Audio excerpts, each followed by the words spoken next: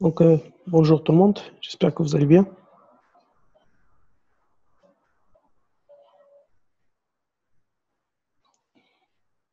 La dernière fois, on avait commencé la partie de la statique plane. Euh, on avait traité le problème de la table basculante. Donc, pour commencer cette séance, on va traiter un problème de la statique plane auquel on ajoute la notion de frottement. Donc, le fait d'ajouter le frottement à une liaison, donc liaison qui fait un mouvement de translation, glissière ou pivot glissant, nous donne un phénomène appelé dans les systèmes arc-boutement. Donc, ce phénomène d'arc-boutement, c'est un phénomène qui résulte dans une liaison qui donne un mouvement de translation et pour laquelle on obtient un coincement. Le solide qui est à l'intérieur de la liaison glissière se coince et ne peut plus se déplacer dans un sens ou dans l'autre. Comme le cas ou le schéma que vous voyez ici. Donc, on a deux solides, un solide 2 qui est en liaison avec un solide 1. Les deux solides sont en liaison ici pivot glissant. Le problème ne va pas se faire au niveau de la rotation, donc le solide 2 qui va tourner par rapport au solide 1, et on ne va pas traiter ce cas. On va traiter le cas lorsqu'il y a donc un mouvement de translation. Le solide 2 va se déplacer. Lors de ce déplacement, et dû au fait que ces systèmes, donc les systèmes réels, présentent donc des défauts de fabrication ou de production.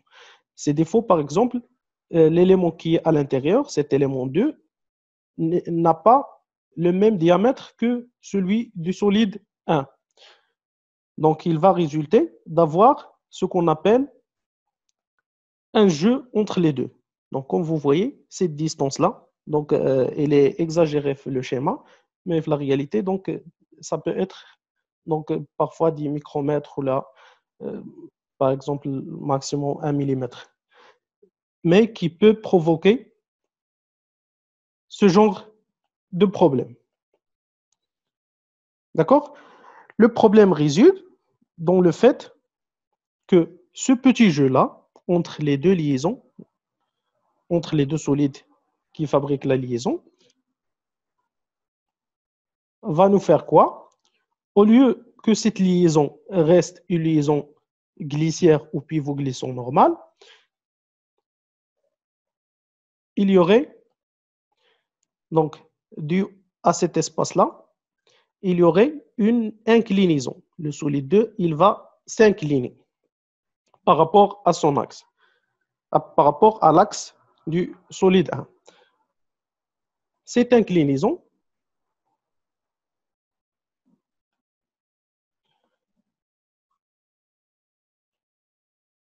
je vois qu'il y a encore des collègues qui viennent, des étudiants qui viennent d'arriver. Donc, depuis le début, donc, qu'est-ce qu'on fait ici? Donc, on va traiter un exemple de statique plane auquel on va ajouter la notion de frottement dans une liaison. Donc, on va parler d'une liaison qui n'est pas parfaite. Et on va parler précisément des liaisons qui donnent un phénomène qu'on appelle arc-boutement. Ce phénomène d'arc-boutement, il apparaît dans des liaisons qui font une translation. Par exemple, une liaison pivot-glissant ou une liaison glissière. D'accord? Ces types de liaisons provoquent ce phénomène d'arc-boutement dû à quoi? Dû au fait que la fabrication de ces liaisons, donc la réalité, ce sont des liaisons qui ne sont pas parfaites.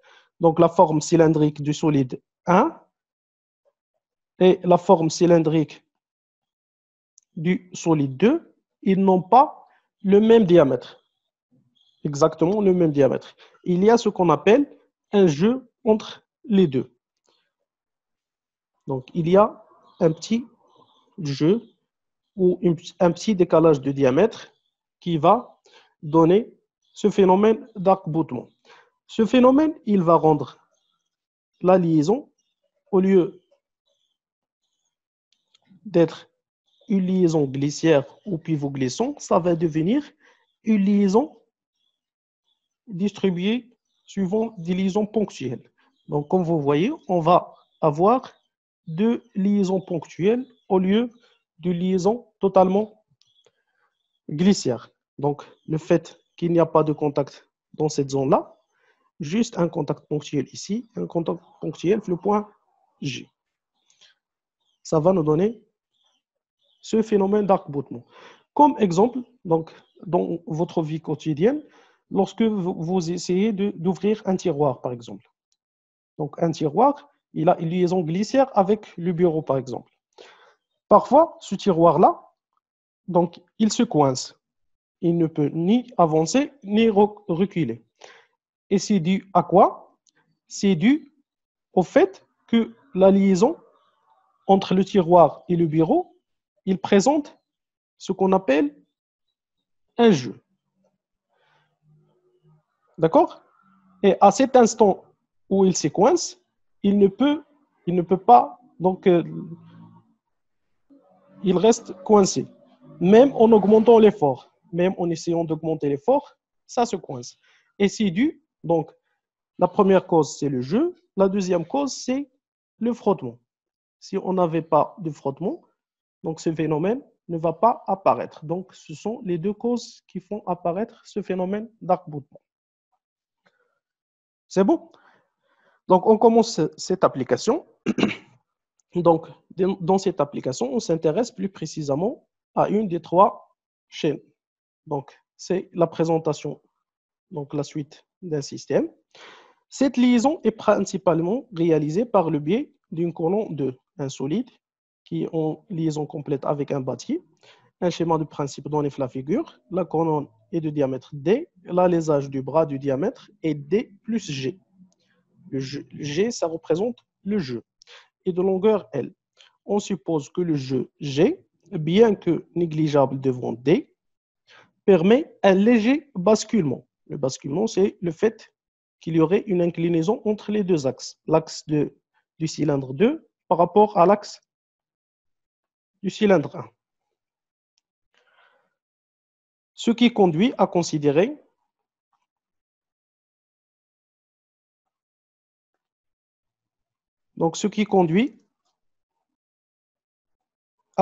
cet assemblage comme l'association en parallèle de deux liaisons sphère-plan. Sphère-plan, il est ponctuel, au point I et J. Le contact est modélisé en utilisant le modèle de Coulomb et on note F, le coefficient de frottement.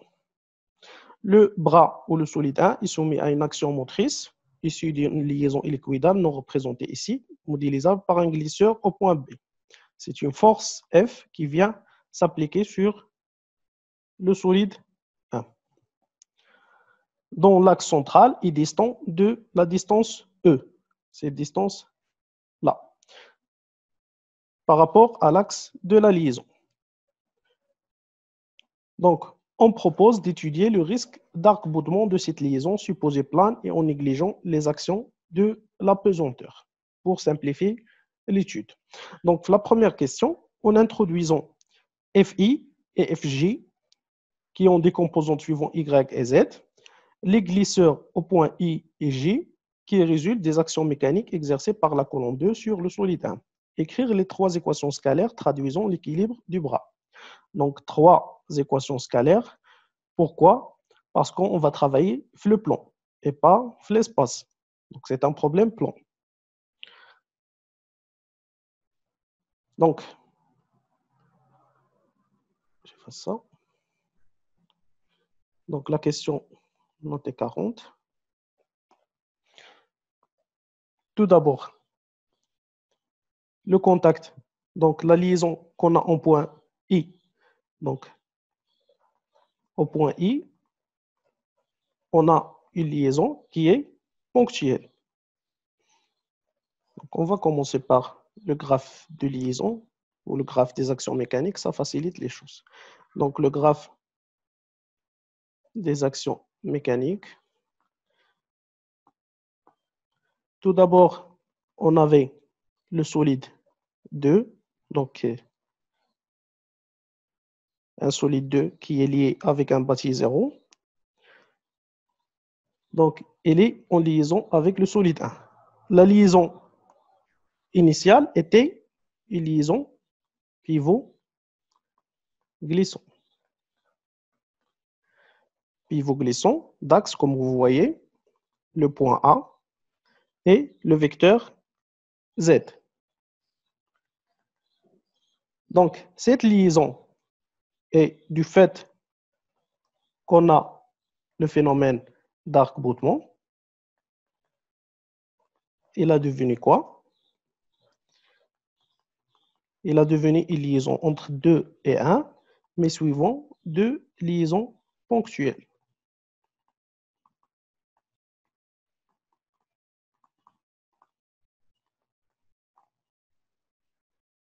Deux liaisons ponctuelles, l'une au point I et l'autre au point G. Donc, pour la normale de contact au point G, comme vous voyez, on a le contact entre cette surface et l'autre. On peut considérer que la normale, c'est le vecteur Y. La même chose pour le point I, c'est le vecteur Y ou moins Y.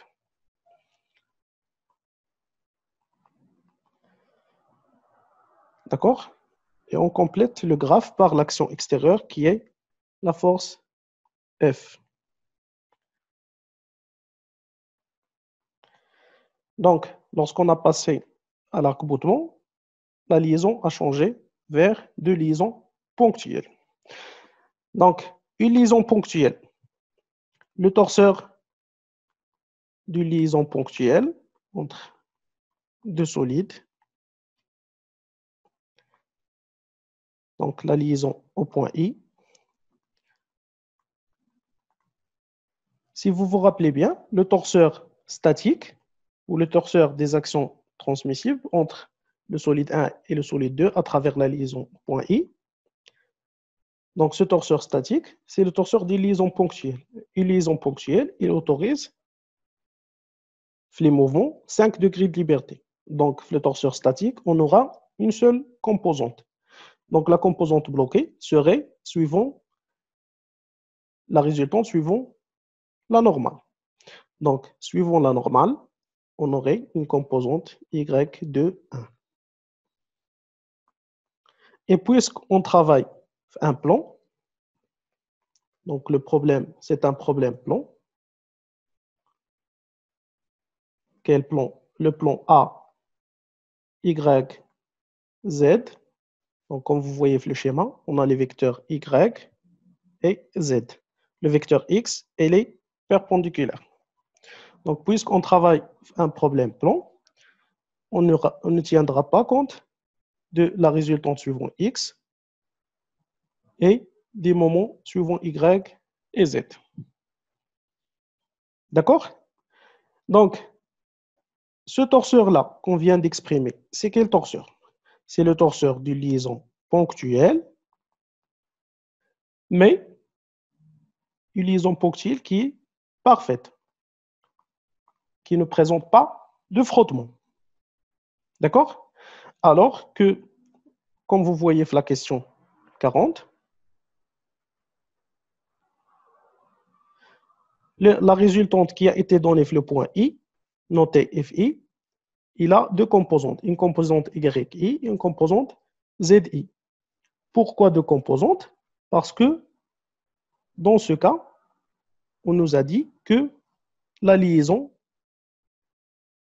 elle est, ou le contact, elle est modélisé en utilisant le modèle de Coulomb avec un coefficient de frottement qui est F. Donc, si une liaison ponctuelle n'est pas parfaite, donc ça va présenter une autre composante due au frottement. Donc, le torseur, il va contenir la composante notée YI, une composante due au frottement, notée ZI. D'accord? Pour représenter une liaison ponctuelle qui n'est pas parfaite ou avec frottement.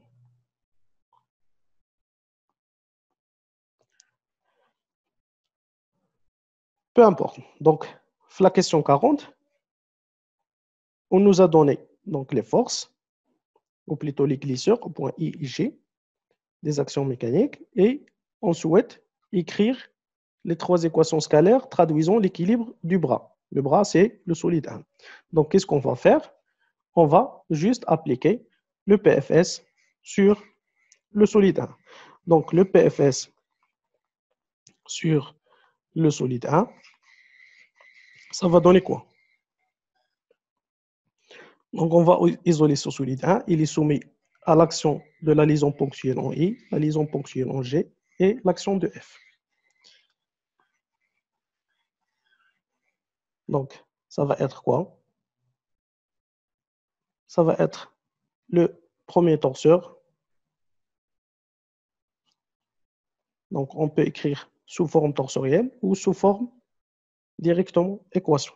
Donc, ça serait le torseur statique de l'action de 1 sur de l'action extérieure de 1 sur 1 égale au torseur nul. Ce torseur-là, il est égal à l'action tout d'abord de 2 sur 1 à travers la liaison en I, plus le torseur statique de l'action de 2 sur 1 à travers la liaison en J, plus le torseur statique de l'action de F sur le solide 1. Tout ceci égale au torseur nul. Les torseurs sont exprimés sur le plan, donc on ne va pas tenir compte de la résultante suivant X, ni du moment suivant Y et Z.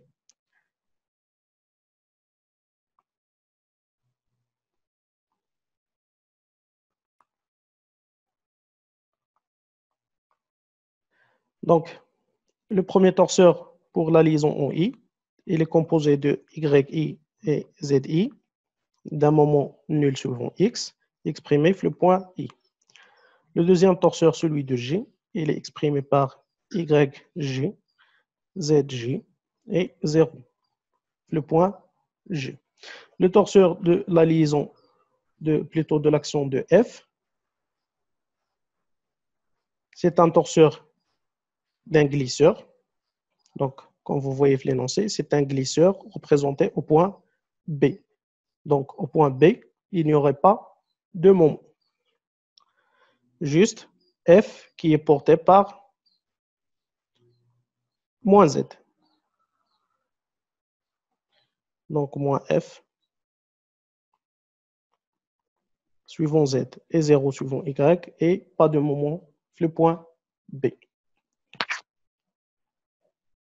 Donc, pour faire la somme de ces torseurs-là, on doit exprimer tous les moments sur le même point, qui est le point, soit le point I, soit le point J. Parce que le point B, il représente le torseur le moins chargé. Donc, on va calculer tout d'abord le moment. Donc, on va choisir le point G, par exemple. Donc, on va calculer le moment au point G de l'action de 2 sur 1 à travers la liaison en I. Donc, et puisqu'il contient une seule composante, on doit calculer juste la composante suivant X sans tenir compte des autres composantes. On peut faire directement la projection sur X.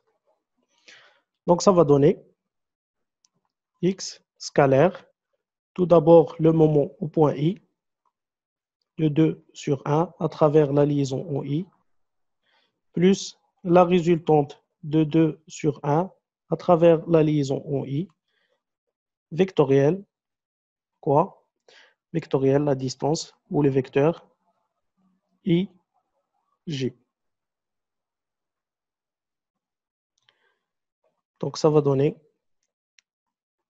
x scalaire. Ce terme-là, il est nul, plus la résultante, il contient deux composantes qui sont yi et zi, vectoriel quoi? Le vecteur ij,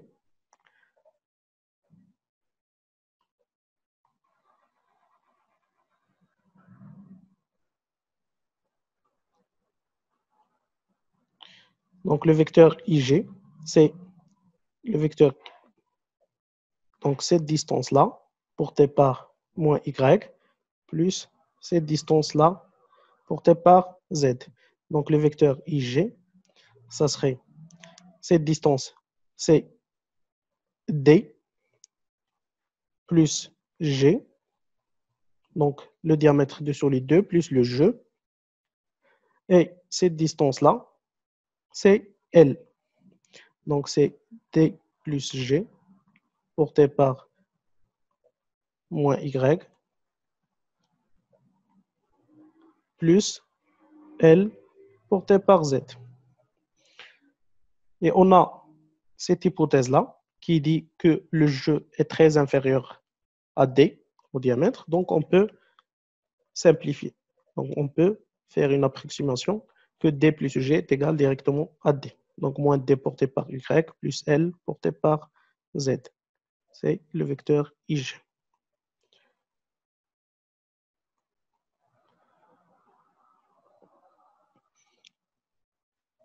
Donc, directement, ce vecteur-là, ce serait L porté par Z et moins D porté par Y. Et pas de composante suivant X. Ça va donner,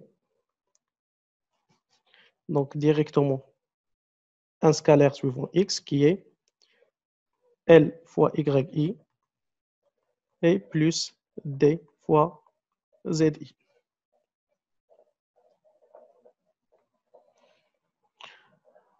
Le deuxième moment, c'est le moment au point J. De quoi? Donc, on a déterminé celui-ci au point J. Il nous reste le glisseur F au point J. Donc, le moment au point G de F sur le solide 1, la même chose scalaire X directement, c'est X scalaire le moment au point B de F sur le solide 1 plus la résultante de F sur 1 vectoriel BG. Donc, on pouvait écrire la résultante ou écrire directement le vecteur F. Donc, on pouvait écrire directement le vecteur F. Ce vecteur-là, il est nul. Et ça va donner X scalaire, la résultante qui est moins F porté par Z, vectoriel, le vecteur BG qui est, donc on revient le schéma, le vecteur BG. Donc, c'est cette distance-là plus cette distance. Ça va être quoi? Le vecteur BG, il est en fait la distance E portée par moins Y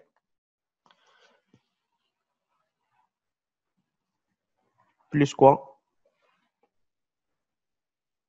Donc, il reste cette distance-là. Donc, ça va être moins E porté par Y plus, ou plutôt, plus D sur 2 porté par Y plus L sur 2 porté par Z.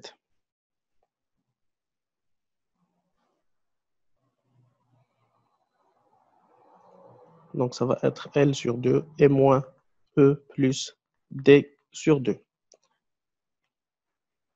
Tout ceci, ça va donner un scalaire qui est moins f facteur de e plus d sur 2. C'est bon? Donc, on a effectué le calcul des différents moments au point G. Il ne reste qu'à faire la somme et déterminer les trois équations scalaires. Donc, les trois équations scalaires qu'on va obtenir. Tout d'abord, le théorème de la résultante statique sur le solide 1, il va nous donner deux équations.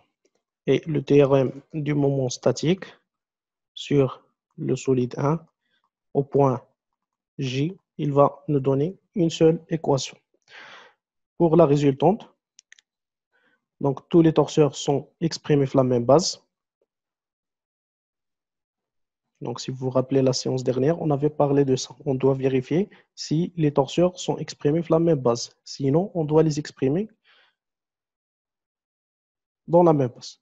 Donc ça va donner yi plus yj est égal à 0.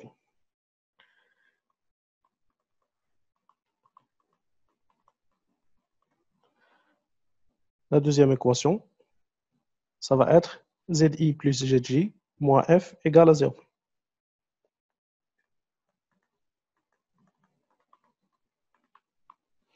La dernière équation, c'est l'équation du moment. Donc ça, c'est 0 plus LYI plus DZI et moins F ED sur 2. Donc c'est LYI plus DZI et moins F fois E plus D sur 2. Tout ceci égale à 0. Donc ce sont les trois équations issues de l'application du PFS ou qui traduisent l'équilibre. Donc PFS ou l'équilibre statique, c'est la même chose. Donc c'était la première question. La deuxième question, en supposant que f est positif, comme précisé ci-dessus, donnez les signes des composantes yi, zi, yj et zj. Puis écrire en utilisant le modèle de Coulomb les inéquations qui lient ces composantes.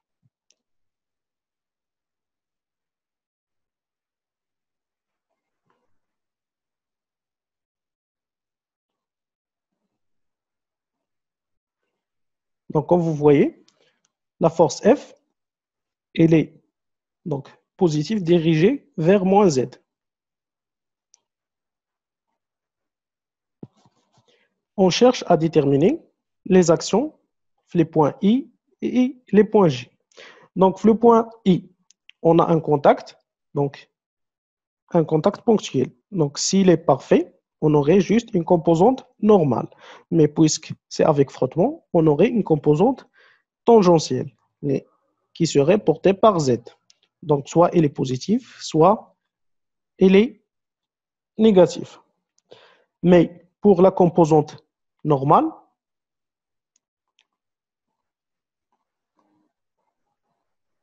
donc la composante normale, notée yi, donc directement, est-ce que la composante normale serait positive ou la négative?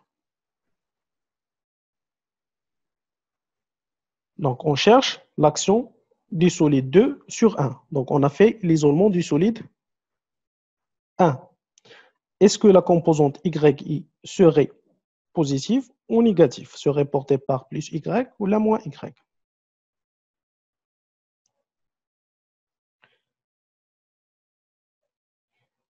Donc, puisqu'on cherche l'action de 2 sur 1, la composante normale, qui est yi, il serait porté par plus y. Ça serait positif. Donc, c'est l'action de 2 sur 1.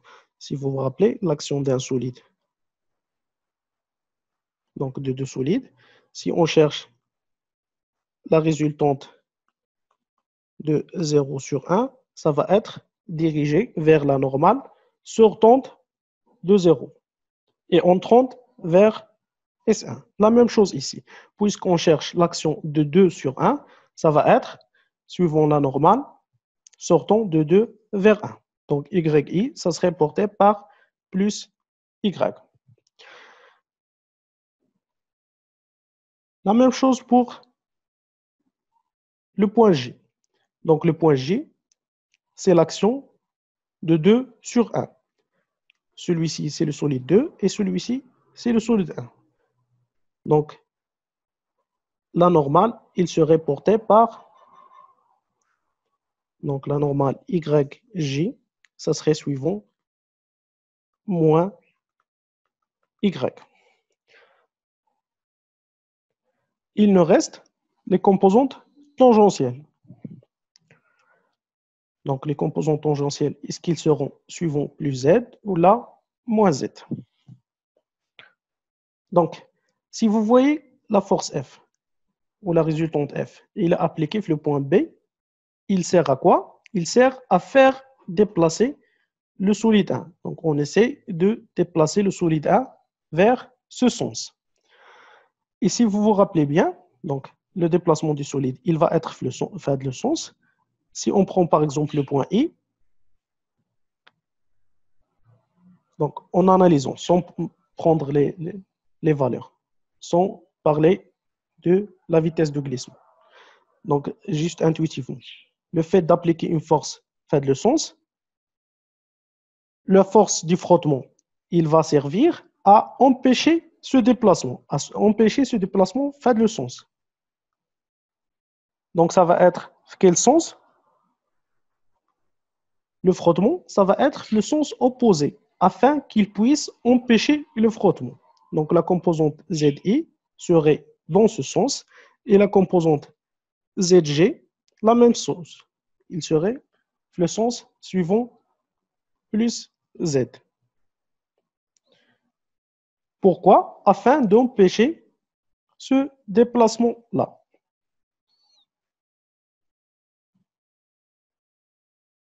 C'est bon? Si on analyse en utilisant les lois de Coulomb, donc si on prend par exemple le point I, donc, et on cherche à déterminer la vitesse de glissement au point I, le point I appartenant au solide 1 par rapport au solide 2. Donc, cette vitesse, puisqu'on lui applique une force F dirigée suivant Z, cette vitesse serait quelque chose porté par quoi? Par moins Z. D'accord? Suivant la même force. Et d'après les lois de Coulomb, qu'est-ce qui nous dit les lois de Coulomb? Que la vitesse de glissement, un point, scalaire la composante tangentielle dans ce même point, le produit scalaire, il est inférieur à 0. Ce qui nous donne le sens du vecteur T au point I. La composante tangentielle au point I. D'accord? Donc la composante tangentielle, il sert toujours à contredire, à s'opposer au vecteur vitesse de glissement. Qu'est-ce qu'on va dire dans le même sens? Sinon, il va l'aider à se déplacer. Alors que le frottement, c'est un élément qui perturbe le glissement ou le déplacement. C'est bon? Donc, on va vérifier ça, ce qu'on vient d'obtenir, avec les équations obtenues de la première question. Donc, d'après la première question, on avait obtenu quoi? Ces trois équations-là. Donc, comme vous voyez, d'après la première équation, YI et YJ, ils seront de sens opposés. La deuxième question, on a quoi? On a que F est égal à la somme de ZI plus ZJ. Et F, il est positif. Donc, ça une information, mais juste pour valider que les deux vecteurs, ils seront dans ce sens-là. Donc, on va écrire la réponse de la question. La question 41. Il nous demande exactement donc, de déterminer les signes des composantes YI jusqu'à ZG, puis écrire en utilisant le modèle de Coulomb les inéquations reliant ces composantes. Donc, pour les signes, donc les signes des composantes, donc YI, on a dit que ça serait positif, YJ négatif,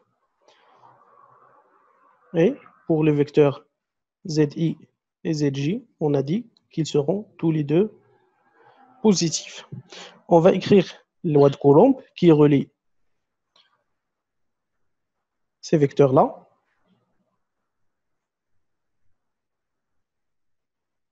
Donc, on va écrire plutôt les inéquations. Donc, d'après les lois de Coulomb, donc, si on positionne donc, les lois de Coulomb, qu'est-ce qu'ils nous disent? Que la composante normale, ou plutôt la composante tangentielle, qui est par exemple ZI au point I, il est donc le cas de glissement, il est égal au coefficient de frottement fois la composante qui est normale. D'accord? Donc, c'est le cas de glissement. Le cas d'une adhérence, on aurait à voir un signe qui dit que c'est inférieur. Pourquoi? Parce que le cas d'adhérence, la composante tangentielle égale à un coefficient mu fois la composante normale, avec mu inférieur au coefficient de frottement. Donc, cela va donner que cette composante-là, elle est inférieure à f fois yi. Donc, puisque l'énoncé, on a seulement le coefficient de frottement, on va écrire l'inéquation qui relie les deux. Donc, ZI, il est inférieur ou est égal à f fois yi. D'accord? Donc, cette équation, il résume les deux cas, soit le cas de glissement,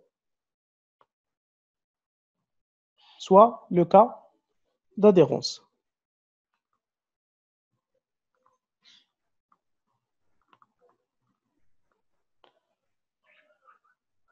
D'accord? Le point J, la même chose, la composante ZJ serait inférieure ou égale à F fois YJ. En respectant bien sûr les signes, donc vous voyez, ZG il est positif et YG il est négatif. Donc on va ajouter un signe moins ici.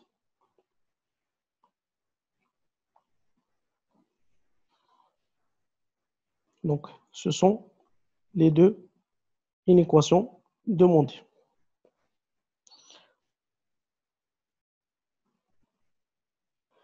La question 42, en supposant qu'on est à la limite du glissement au niveau d'un des contacts. Donc, un des contacts, on est à la limite du glissement. L'autre contact, on serait en adhérence. Donnez la condition nécessaire entre L, F et E pour qu'il n'y ait pas d'arc-boutement dans la liaison. Cette condition est-elle satisfaite par le système pour ces grandeurs-là? Donc, si on suppose qu'on est à la limite du glissement, on va prendre un point. Donc, ils nous ont donné le choix, soit de prendre I ou J. On suppose que au point I, on a limite de glissement.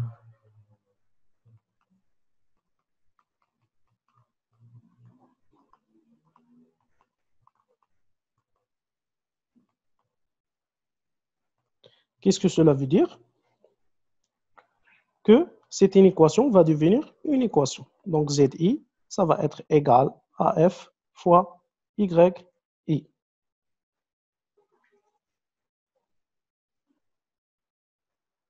D'accord? En utilisant les autres équations, on va donner une condition. Donc, les autres équations qu'on avait déjà déterminées. Donc, d'après la question, l'équation 1,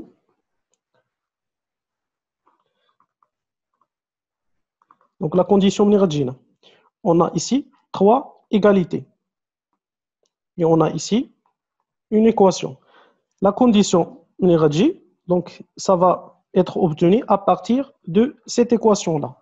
Parce qu'un point, on a limite de glissement. L'autre point, on aurait quoi? Ma limite de glissement. Donc, cette équation sera vérifiée. On sera de une équation valable. Et il y a la condition pour avoir ou ne pas avoir un glissement, un arc-boutement. Donc, on a cette équation-là. On va remplacer dans l'équation 2. Ça va donner quoi? Que ZG plus F fois YI moins F égale à 0. D'après l'équation 2. D'après l'équation 1, donc celle-là, ça va nous donner que ZG égale à F moins petit f fois YI.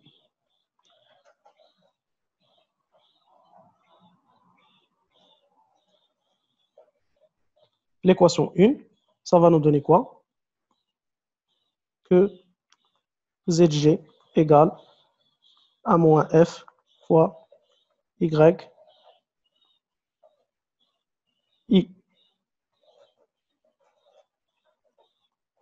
Donc, l'équation 1, il nous dit que YI égale à moins YJ.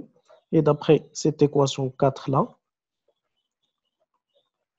ZJ, ça va être plutôt YJ, ça va être égal à moins F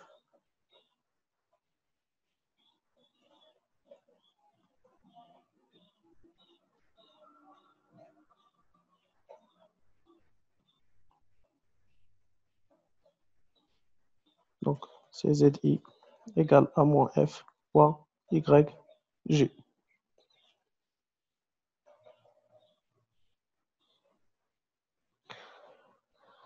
On va utiliser ça, la troisième équation. Et ça va nous donner que l'équation 3, donc elle, on va copier l'équation.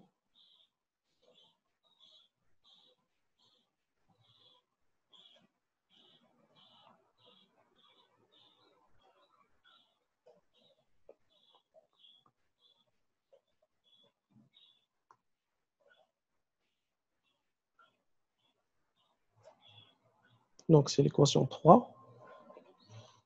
Ça va nous donner quoi? On va remplacer les inconnus qui sont donc la relation qui relie L, Y, I et Z, I. Donc c'est L fois YI plus D fois F YI moins F fois E plus D sur 2 égale à 0. Ce qui implique que le vecteur Y ou la composante YI est égale à F facteur de E plus D sur 2, le tout sur L plus D fois F.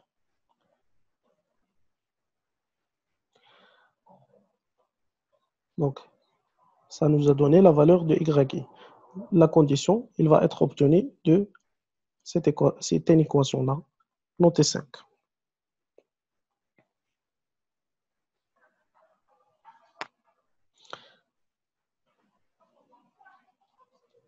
Donc, d'après l'équation 5, ça va donner quoi?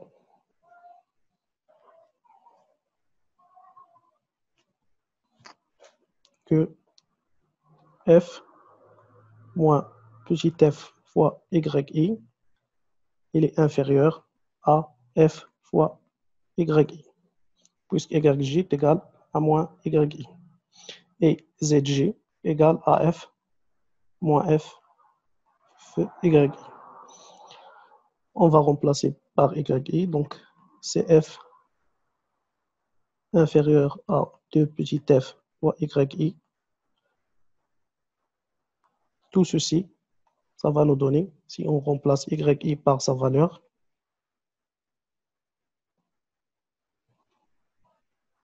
ça va être f inférieur à 2f fois grand F, E plus D sur 2 sur L plus DF. On simplifie par F. Donc L plus DF inférieur à 2F facteur de E plus D sur 2.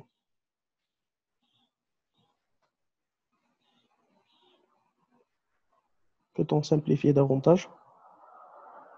Oui, il y a le F et le D. Donc L plus DF inférieur à 2F fois E plus F fois D. On simplifie par ça et ça. Ça va donner que L doit être inférieur à 2F fois E.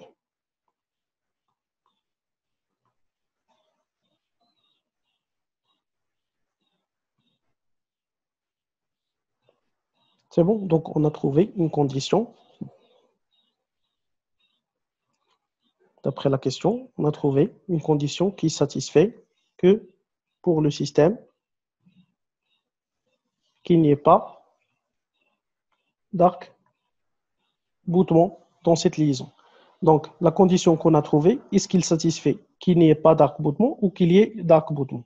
Donc, d'après cette équation-là, le 5, si ZG il est inférieur à moins FYJ, donc il y aurait un frottement ou une adhérence, puisqu'on a le signe inférieur ou égal. Donc, quand est-ce qu'il n'y aura pas d'arc-boutement? Si ce signe-là, il est inversé. Dans ce cas-là, on n'aurait pas d'arc-boutement. Pourquoi? Parce que il n'y a pas d'adhérence ou une limite de glissement. Il y aurait un glissement. Donc, cette condition-là, à la fin, pour qu'il n'y ait pas d'arc-boutement, cette condition doit être inversée. D'accord? C'est bon? Afin de déterminer la condition de ne pas avoir d'arc-boutement. Donc, la condition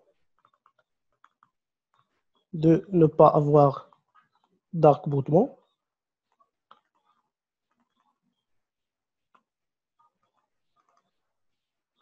c'est que la distance L doit être supérieure à 2F fois E.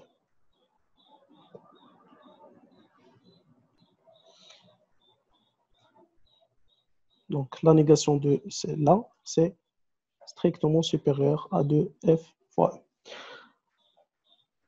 Donc, il y a une question à propos de cette notion. Donc, le calcul, vous êtes assez fort pour faire le calcul. Juste, qu'est-ce qu'on a utilisé ici? Donc, on a utilisé les inéquations dues aux lois de Coulomb. Donc, c'est l'outil nécessaire pour traiter un problème d'arc-bouton. Donc, en plus des liaisons habituelles qui ne contiennent pas de frottement, on utilise les relations déduites des lois de Coulomb qui nous donnent soit des équations, la limite de glissement, soit ils nous donnent des inéquations dans le cas d'adhérence. D'accord? Donc, vous devez juste faire le lien entre ce qu'on avait étudié, les lois de Coulomb, et le principe fondamental de la statique. Là, le reste de la démarche est assez simple. C'est bon? Y a-t-il une question?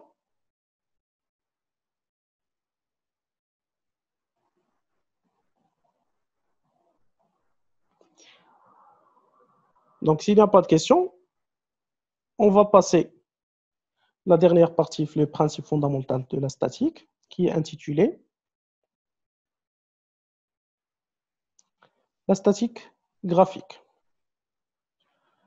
Donc, la statique graphique, donc avant d'entrer dans la statique graphique, on va traiter deux cas.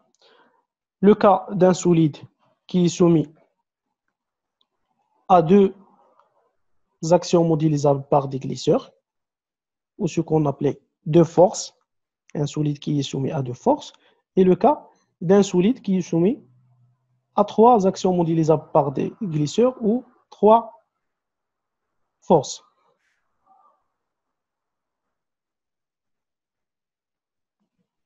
D'accord? Le cas d'un solide qui est soumis à deux forces. Donc, notons tout d'abord le vecteur A, qui est l'effort modélisable par un glisseur exercé au point A. Donc, ce solide-là, il est soumis tout d'abord à un torseur qui est constitué de la résultante qui s'applique sur ce solide et il n'y a pas de moment au point A. Il est soumis aussi au point B à une action notée B et qui a un moment nul dans le point B.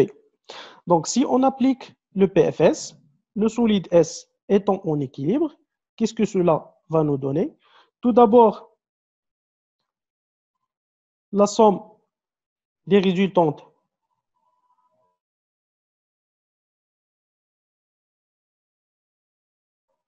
donc la somme des résultantes est égale au vecteur nul. Donc c'est l'équation du théorème de la résultante statique. Et pour le théorème du moment statique, calculer le point A, ça va nous donner cette équation-là.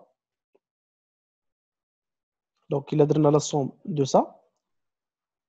Il s'appelle le théorème du moment statique. Ça va être le moment en A, de quoi? De l'action A, plus le moment en A de l'action de B, ou la force B. D'accord? Ce vecteur-là, il est nul, le point A, plus le deuxième vecteur qu'on doit calculer, le point A. Il est égal à 0, le point B, plus la résultante qui est le vecteur B, vectoriel à la distance, ou le vecteur AB. D'accord? C'est la deuxième équation issue du théorème du moment statique. Donc, d'après cette équation-là, qu'est-ce qu'il nous dit cette équation? Que les vecteurs AB et le vecteur B, ils sont collinéaires. D'où le vecteur B, il va passer obligatoirement par le point B. Donc, si on trace le vecteur B ici, il doit obligatoirement, sa direction, il doit passer par le point A. D'accord? Et d'après la première équation, on a A est égal à moins B. Donc, puisqu'on a déterminé la direction de celui-ci, ça va être la même direction de celui-ci. La norme, la même de celle-là que celle-là. Et pour le sens, ils vont être de sens opposé. Donc, pour tracer le deuxième vecteur, suivons la même direction, de sens opposé et de même norme. Et on trace le vecteur A extérieur sur S. Donc, comme conclusion, si un solide il est soumis à deux forces ou deux actions modélisables par des glisseurs, ces deux actions ils seront de même direction, de même norme et de sens opposé. C'est la conclusion que vous avez sur la page suivante. Si un solide il est soumis ou il est en équilibre sous l'action de deux efforts modélisables par des glisseurs, ces deux-là, ils sont collinéaires et de somme nulle. Somme nulle, donc même norme et de sens opposé. Le deuxième cas, c'est le solide qui est soumis à trois actions modélisables par des glisseurs. On va noter tout d'abord le premier glisseur, le glisseur A, le deuxième B et le troisième C, qui sont appliqués aux différents points A, B et C. Si on applique le PFS sur le solide S, on trouve tout d'abord le théorème du résultante statique. Il nous donne que la somme des différentes résultantes égale au vecteur nul. Pour la deuxième équation, qui est le théorème du moment statique, appliqué sur le point A, ça va nous donner cette équation-là.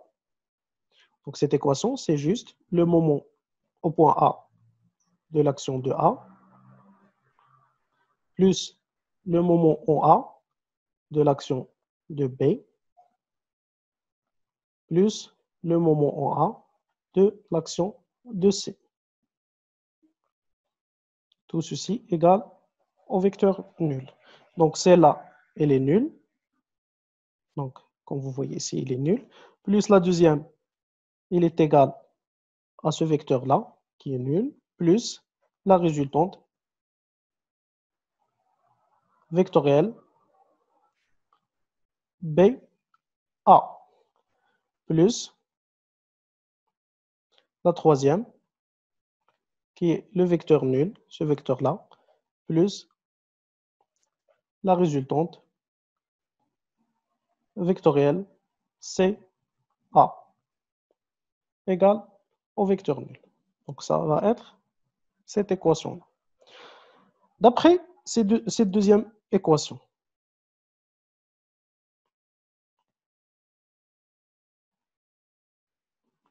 donc cette deuxième équation, on va la diviser en deux vecteurs. Le premier, on va le noter x, plus un deuxième vecteur y.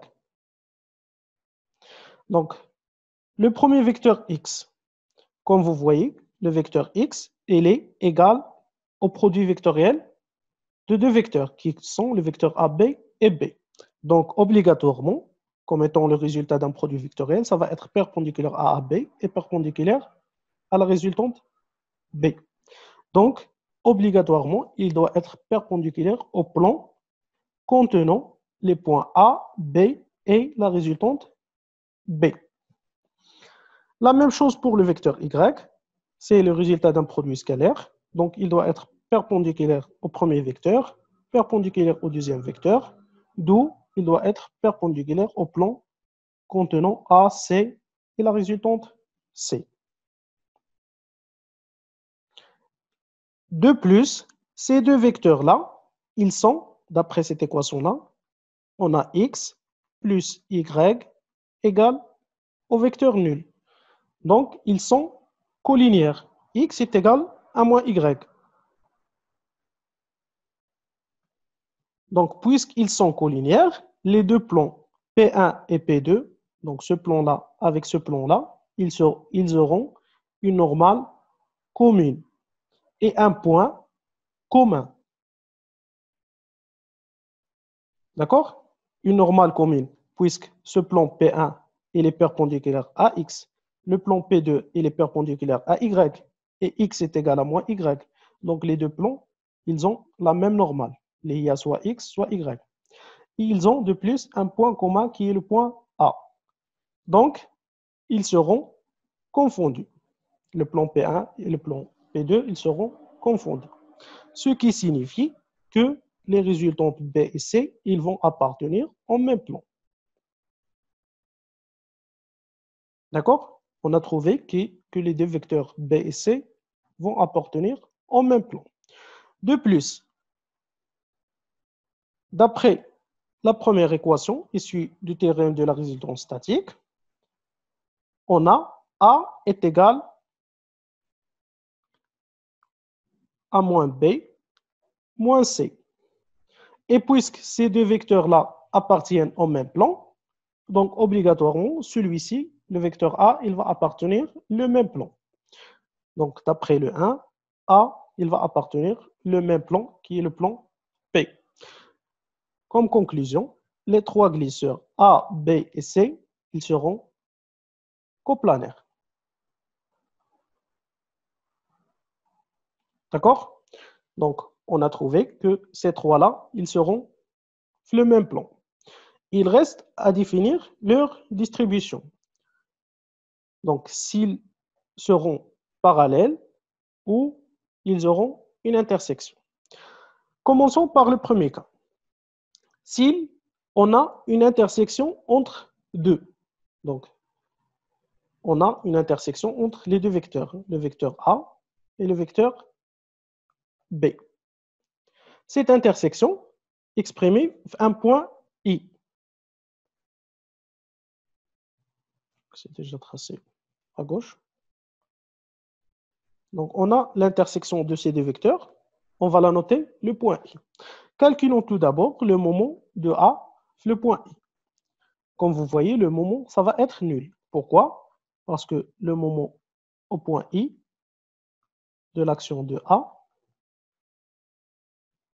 ça va être le moment au point A. Donc, ici, c'est le point A, le point B et ici le point C. Donc, ça serait le moment au point A qui est déjà nul. Il est nul. Plus quoi? Plus la résultante vectorielle, le vecteur AI. Et comme vous voyez, le vecteur AI, il est collinéaire avec la résultante. Donc, ce terme-là, ça va être nul. C'est bon? La même chose pour ce deuxième vecteur. Le moment au point I, il serait nul. Donc, si on exprime le théorème du moment statique au point I, qu'est-ce qu'on va trouver? Le moment de la première résultante au point I, le moment de la deuxième résultante au point I et le moment de du troisième tenseur au point I. Ça va donner 0, le vecteur nul. Donc, d'après ça, puisque ces deux-là, ils seront nuls, le troisième, il est nul aussi. Donc, puisqu'il est nul, obligatoirement, la résultante C, la direction de la résultante doit passer par le point I. Donc, ce vecteur-là, il va se tracer directement en utilisant le point d'application C et le point I. Et ce vecteur-là, il va passer obligatoirement par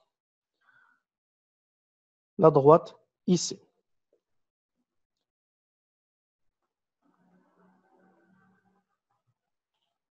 D'accord? Donc, obligatoirement, les trois glisseurs seront concurrents. Ils auront une intersection au point I. C'est bon?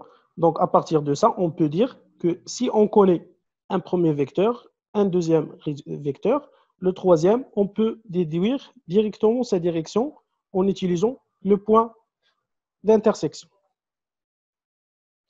Le deuxième cas, si I n'existe pas. Si I n'existe pas, donc les deux vecteurs, ils seront parallèles. Il n'y a pas d'intersection entre les deux. Donc A et B, ils seront parallèles.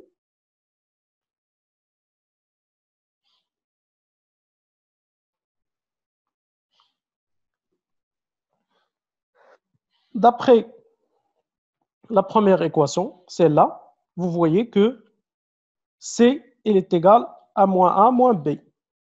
Donc, obligatoirement, C, il serait la même chose, parallèle à ces vecteurs-là.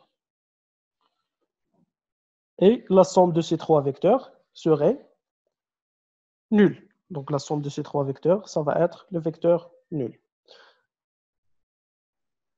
Donc, en conclusion, si un solide il est soumis à trois actions modélisables par des glisseurs et en équilibre, alors ces trois glisseurs, elles sont tout d'abord coplanaires, concurrentes ou parallèles et de son vectoriel nul. C'est bon? On va utiliser ça, la statique plane. Donc, ça va nous donner directement deux cas pour la statique plane. Tout d'abord, pour traiter ou utiliser la statique plane, le tracé graphique, on doit travailler avec des problèmes qui sont plans. D'accord? Et on a deux cas qui sont traitables. Le premier cas, c'est un solide qui est soumis à de forces ou de glisseurs. Et obligatoirement, les torseurs doivent être des torseurs à résultante et non pas des torseurs, par exemple, des torseurs couples. On ne peut pas utiliser des torseurs qui n'ont pas de résultante. Ils doivent être exprimés à un point donné. Donc, la notion des forces. Ça serait toujours le cas. Donc, juste pour rappeler comment utiliser ça. Donc, ce solide, il est soumis à l'action de deux forces. D'après ce qu'on vient de traiter, ces deux forces-là, ils auront la même ligne d'action ou la même direction. Ils auront un sens opposé et la même intensité ou la même norme. Donc, si on a un solide S qui est soumis à deux forces, tout d'abord, pour déterminer la direction de ces deux forces-là, il suffit de trouver les points d'application.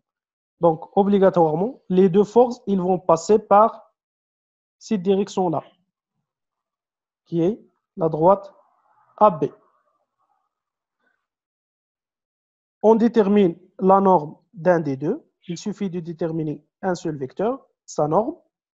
Automatiquement, le deuxième vecteur serait de même norme et de sens opposé. D'accord? Donc, c'est le cas d'un solide qui est soumis à deux forces.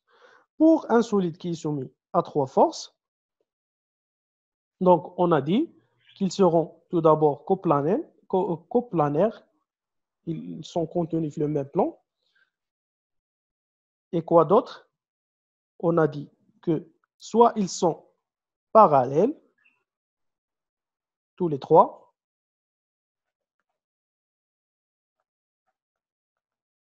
soit ils sont concurrentes. Concurrentes, donc, si on connaît la direction de la première force, la direction de la deuxième force, on va obtenir directement un point d'intersection I. Et à partir du point d'application de la troisième force, on peut déterminer en utilisant la droite passant par le point I. Ça va nous donner la direction de la troisième force. C'est bon? Donc, à partir de ça, on peut déterminer la direction de la troisième force. Comment déterminer le moment et le sens? Plutôt la norme et le sens. On va utiliser ce qu'on appelle la dynamique ou le triangle des forces. Le triangle des forces, ce n'est que la représentation du théorème de la résultante statique d'une façon graphique.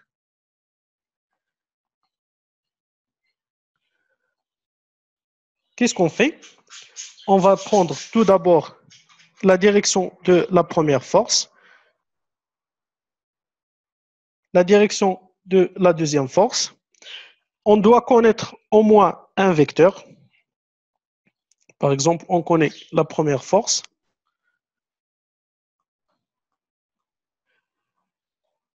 Et en traçant la direction de la troisième qui passe par le sommet de ce vecteur, on déduit les deux vecteurs restants.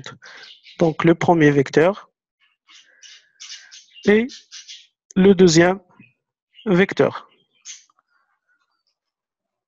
D'accord? En utilisant cette propriété. On va appliquer ça sur le premier exercice. Donc cet exercice-là, exercice B. Dans ce premier exercice, on a un système qui est composé de trois solides. Donc tout d'abord un bâti noté 1, une potence 2 et un tirant 3, et qui sont reliés par des liaisons articulées. Donc, on a des liaisons, les points A, B, A, C et D, qui sont des articulations. Des articulations, on peut les dire pour des liaisons qui sont pivots ou rotules. Comme vous voyez, au point D, on a une liaison pivot au point C et au point A. Donc, les liaisons pivot au rotule, si on prend l'exemple du liaison pivot, par exemple ici, d'axe, par exemple, on va prendre la liaison qui est au point C. Et les d'axe C, Z. Puisqu'on travaille le plan A, X, Y, donc ce torseur-là, exprimé sur la base X, Y, Z, il ne contiendra pas la résultante suivant Z, ni le moment suivant X et Y. Donc, on complète. Pour une liaison pivot, il autorise combien de degrés de liberté? Il autorise une rotation autour de Z. Donc, le moment suivant Z serait nul. Les autres composantes seront pleines. Donc, X, 3,2, Y, 3,2.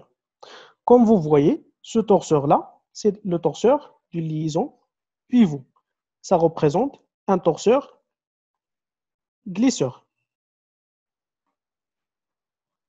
Ou là, à résultante. D'accord? La même chose si on prend une liaison ponctuelle. Une liaison ponctuelle, il autorise combien de... plutôt, je suis ponctuel. J'ai dit rotule. Si on avait pris au lieu de cette liaison, on avait dit qu'au point C, on a une liaison rotule. Donc, une liaison rotule. Tout d'abord, on travaille le plan. Donc, ces composantes-là ne seront pas considérées.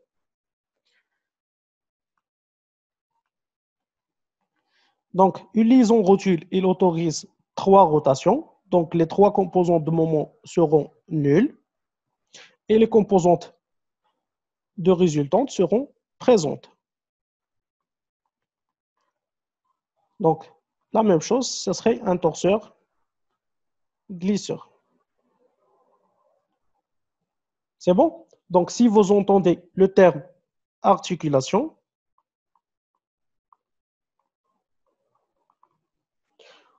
et pour les problèmes qu'on va utiliser, dans lesquels on va utiliser la statique graphique, en général, vous allez trouver ce genre de liaison, soit des liaisons pivot, rotule, ou des liaisons de plus, des liaisons ponctuelles.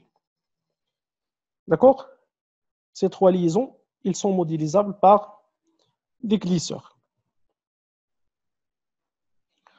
Donc, ce qui est demandé dans cet exercice, c'est de déterminer graphiquement les actions au point C et D. Action sur le tirant 3, ainsi que l'action en A, action du mur sur la potence 2.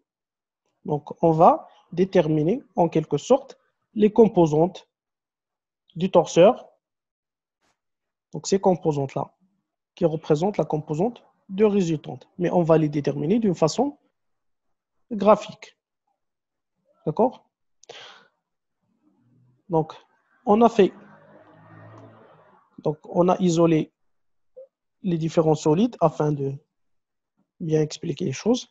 Donc, tout d'abord, le tirant 3. Comme vous voyez, le schéma cinématique, le solide 3, il est soumis tout d'abord à l'action au point D, qui est l'action de 1 sur 3. Il est soumis au point C, à l'action qui est exercée par le 2 sur 3, à travers la liaison pivot. Donc, ce solide 2, il est soumis à 2 forces ou à 2 glisseurs.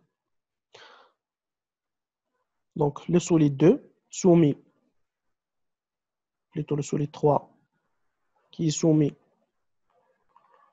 à 3, plutôt à 2 forces. Puisqu'il est soumis à 2 forces, l'une passant par le point, où le point d'application c'est D, et l'autre c'est le point d'application c'est C. Donc, on peut déterminer directement la direction de ces 2 forces-là. Donc, la direction serait la droite DC. Donc, la direction de D de 1 sur 3 et C de 2 sur 3 serait la droite DC. On va tracer la direction.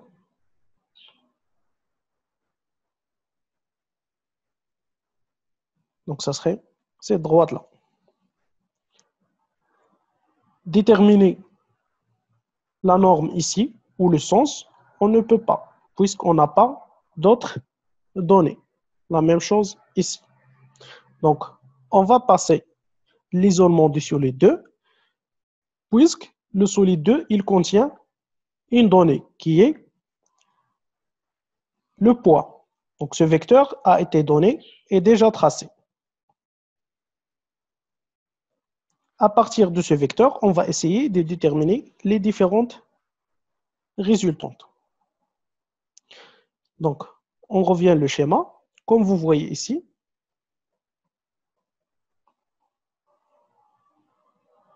le solide 2, il est soumis tout d'abord à son propre poids, donné par le vecteur P, en plus l'action de 3 sur 2 et l'action de 1 sur 2 au point A. Donc, c'est un solide qui est soumis à 3 forces. Donc, la potence ou le solide 2, il est soumis à 3 forces. Tout d'abord, on a comme donnée ce vecteur-là, qui est déjà tracé, le vecteur P. On a quoi d'autre? On a, d'après le théorème des actions mutuelles, ici, ça serait la direction de C appliquée par 2 sur 3. Au point C ici, ça serait la direction de C appliquée par 3 sur 2. Et comme vous savez, d'après le théorème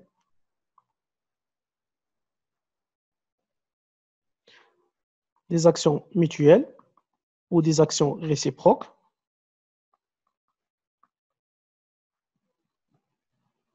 on a quoi? L'action de 2 sur 3, ça serait moins l'action de 3 sur 2. Donc la résultante de 2 sur 3, c'est moins la résultante de 3 sur 2. Donc tous les deux vecteurs, ils auront la même direction.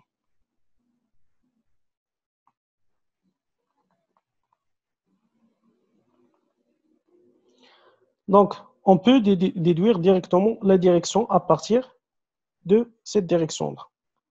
Donc, on va prendre la même direction.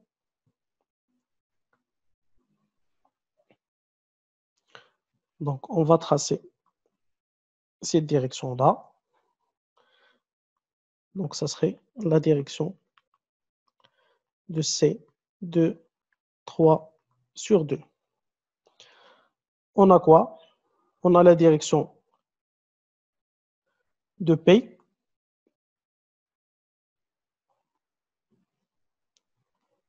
Donc, il est déjà tracé.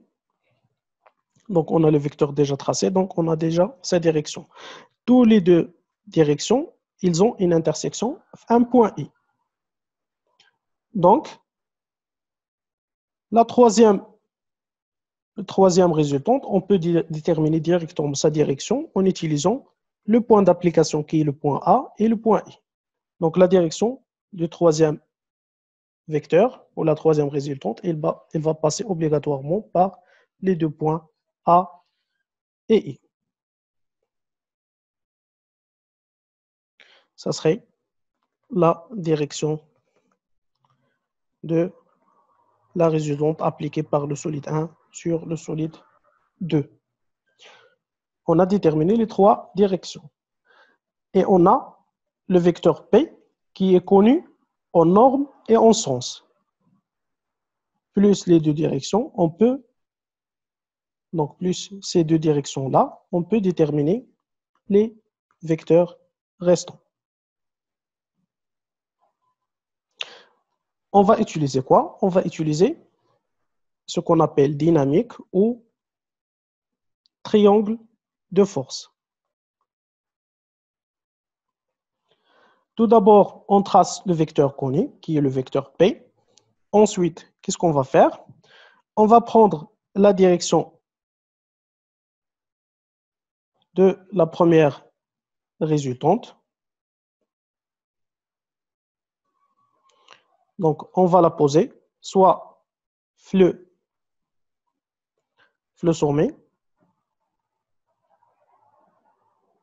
donc l'une des extrémités du vecteur P. On va prendre le deuxième vecteur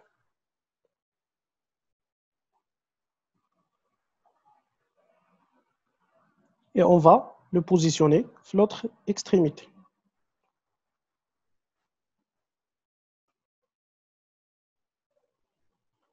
Et on a tracé, à partir de ces deux directions-là, on obtient un point d'intersection qui va nous donner les différents vecteurs restants.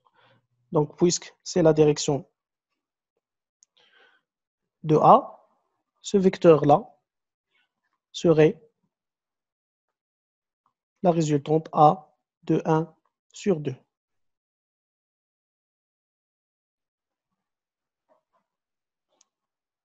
Ce vecteur-là,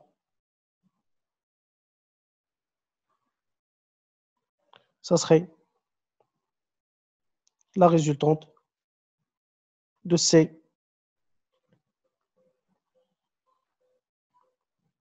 de 3 sur 2. Donc, on a déterminé les deux résultantes. On revient vers l'isolement du solide 3 afin de le compléter. On a trouvé C de 3 sur 2, donc on peut déterminer directement C de 2 sur 3. Ça serait le vecteur opposé de même direction et de même norme.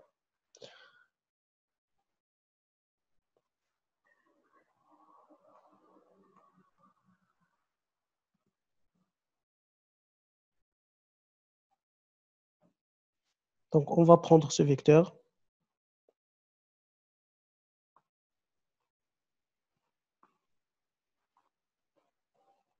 Donc ça va être le même vecteur, la même norme, mais le sens qui serait opposé.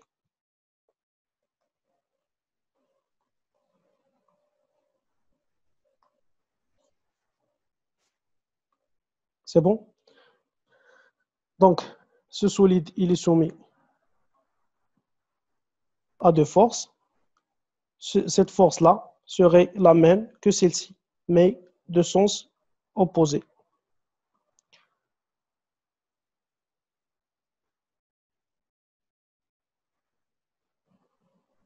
Donc, ça serait le vecteur restant, qui est le vecteur D de 1 sur 3. Ça serait là C de 2 sur 3. Donc, on a déterminé les différentes forces recherchées.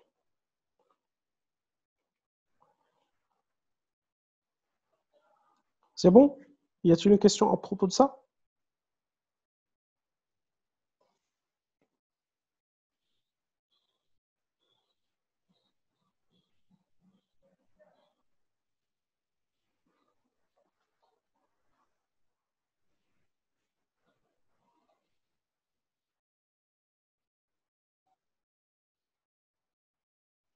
Pas de question?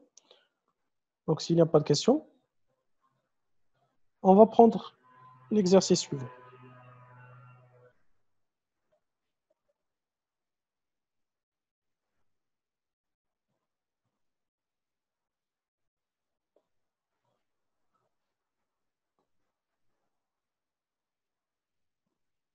Donc, l'exercice suivant, qui est un extrait de CNC 2017, MP Psy.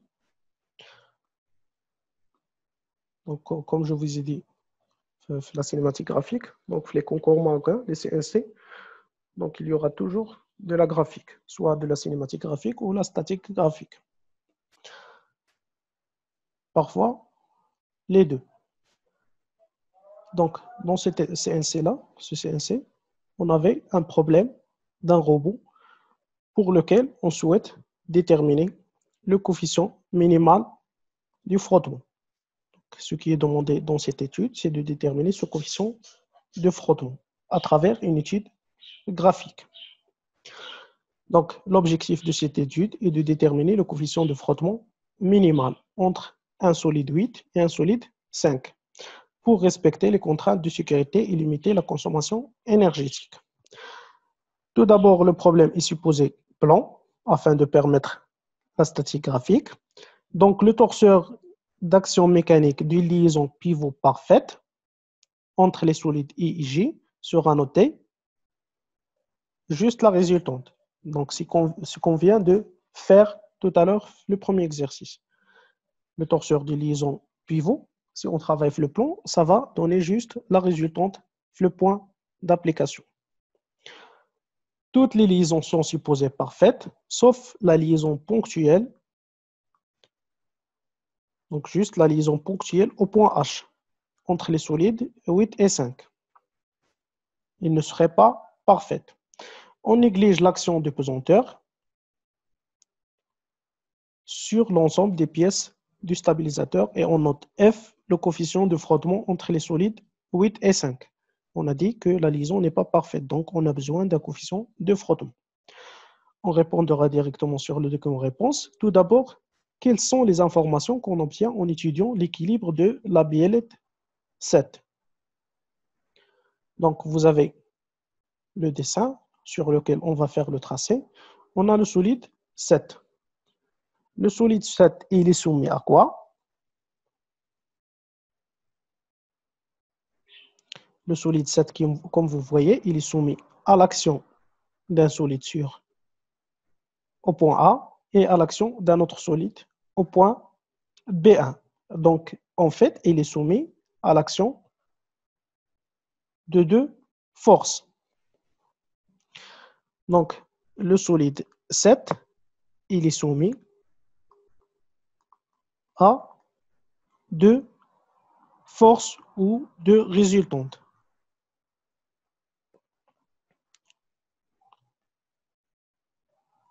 Ou glisseurs. Donc, d'après ça, qu'est-ce qu'on peut dire? Que les deux résultantes qui sont appliquées le point A et le point B, ils seront comment? Ils passeront par la direction AB. Donc,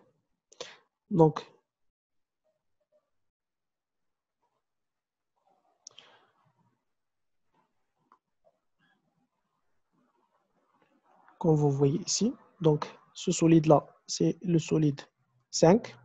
Donc, ça serait, d'après la notation qu'on a financée, ça serait la résultante de 5 sur 7. Et ici, ça serait la résultante du solide 8 sur 7. Ils seront quoi? Ils auront la même direction qui est la direction AB1.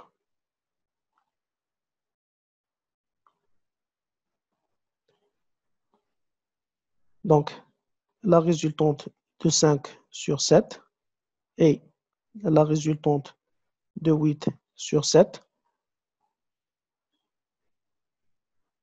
ils ont plutôt la direction et la droite AB1. On a terminé avec le solide 7. La question B, étudier graphiquement l'équilibre d'un ensemble 8 et 9. En déduire la direction de la résultante de 5 sur 8. Maintenant, on va faire l'isolement des solides 8 et 9. Donc, l'ensemble sigma, qui est l'ensemble 8 et 9, il est soumis à combien d'actions? Il est soumis tout d'abord à une action de liaison ponctuelle au point I.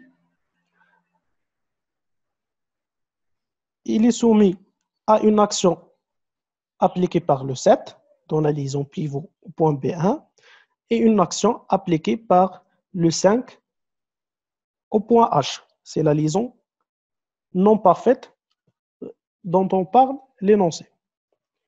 Donc, il est soumis à 3 glisseurs ou 3 actions. D'accord? Donc, juste pour la liaison ponctuelle.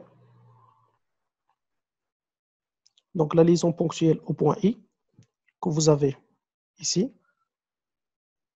Cette liaison-là, liaison ponctuelle au point I est de normale. Donc, la normale ici, c'est le vecteur Z5. Ce torseur de cette liaison, qui est le torseur de 0 appliqué sur le 9, la liaison ponctuelle, il autorise combien de degrés de liberté? Il autorise 5 degrés de liberté. Quel est le degré de liberté qui n'est pas autorisé? C'est la translation suivant Z. Donc, la translation suivant Z, ça serait bloqué. Donc, le torseur cinématique 1, 0, qui se traduit le torseur statique par une composante qui n'est pas nulle. Donc, on aurait une composante Z 0, 9 qui n'est pas nulle. La base x5, y5, z5 et le point i. D'accord? Les autres composantes seront nulles. Et puisqu'on travaille un plan, donc un problème plan, donc quel plan? Le plan A, Y, Y5, Z5.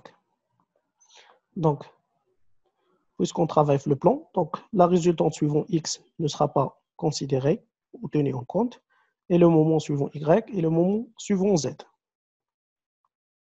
Donc, comme vous voyez, c'est un torseur à résultante.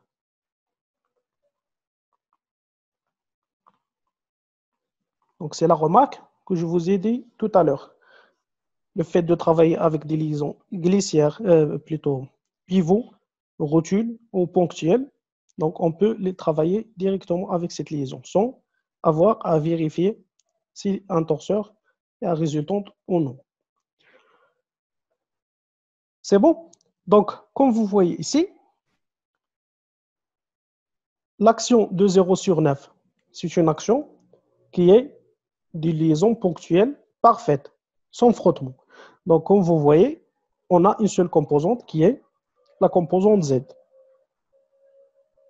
Donc, pour une liaison ponctuelle, comme vous voyez, la direction de l'action dans cette liaison serait déterminée directement par la normale. Donc, la normale ici, c'est Z.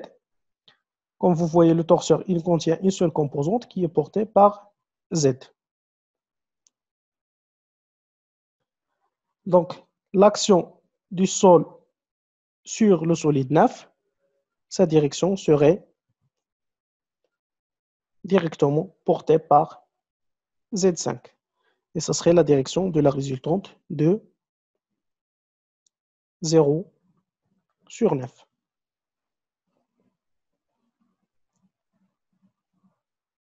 C'est bon?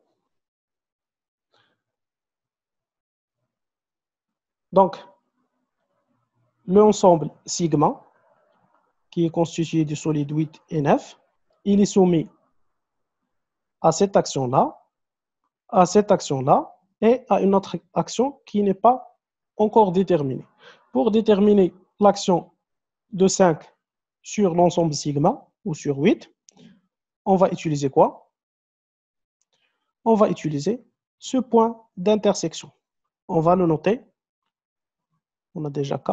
On va le noter J. Donc, la résultante de l'action de 5 sur 8 ou sur l'ensemble sigma, il va passer par ce point G. Et par quoi d'autre? Par le point de contact qui est le point H.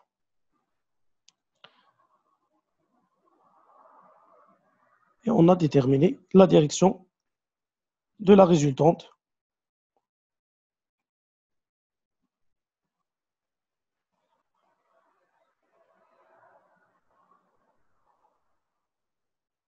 de 5 sur 8.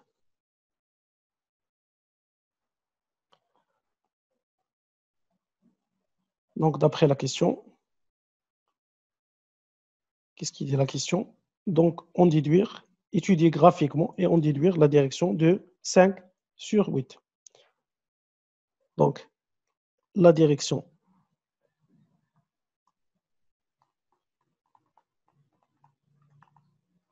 de la résultante de 5 sur 8 serait portée par la droite JH.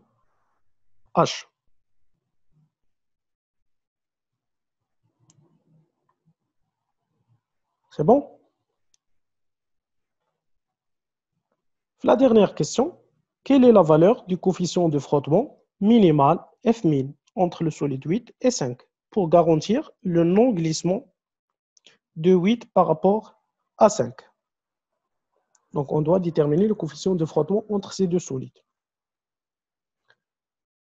Pour déterminer le coefficient de frottement, donc, la droite qu'on vient de tracer, il représente la résultante, le cas d'un frottement. Donc, il existe un frottement. Le cas où il n'y a pas de frottement, cette résultante, il serait comment?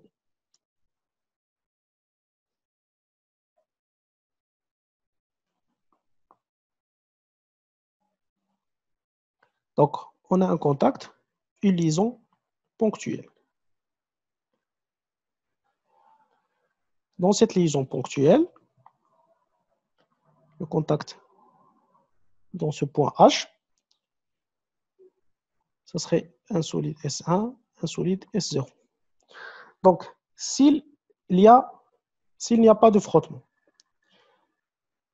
la résultante de 0 sur 1, il serait porté par la normale. D'accord? Qu'on vient de faire ici. La liaison au point I. S'il y a frottement, cette résultante, donc, juste une composante normale, mais on aurait aussi une composante tangentielle. Donc, la résultante serait inclinée par rapport à la normale.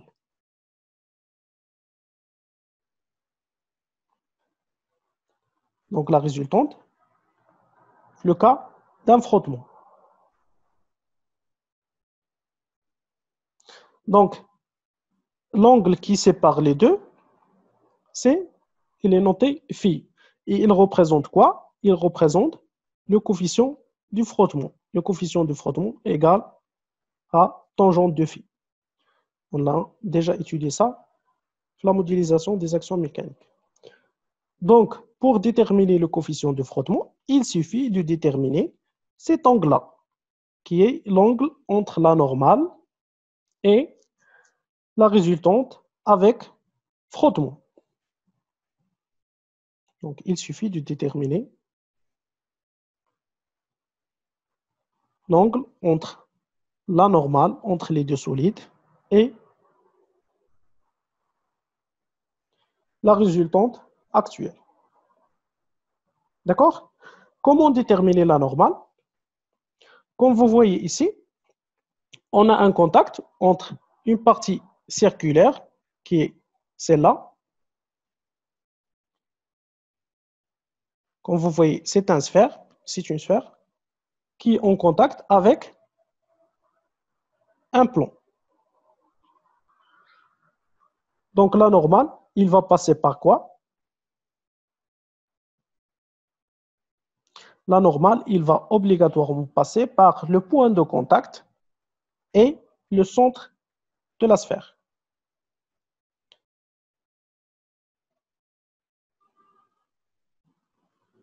D'accord? Donc, ça serait la normale entre les solides 5 et 8. Il va passer par le point H et le point K1 qui représente le centre de la sphère. Et l'angle phi, ça serait l'angle entre ces deux vecteurs-là.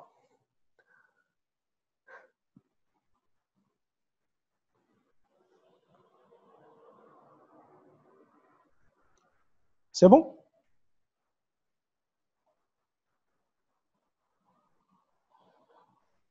Donc, on va écrire ça. Donc, l'angle phi, ça va être l'angle entre la résultante de 5 sur 8 et la normale entre 5 et 8. Avec cette normale-là, elle est portée par quoi? Par le vecteur HK.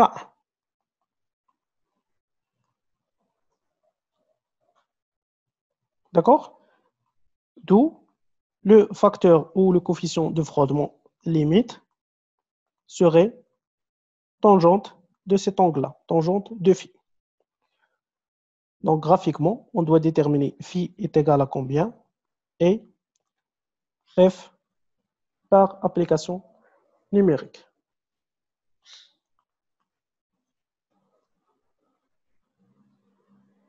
Donc, on doit faire la mesure de cet angle-là en utilisant un rapporteur d'angle.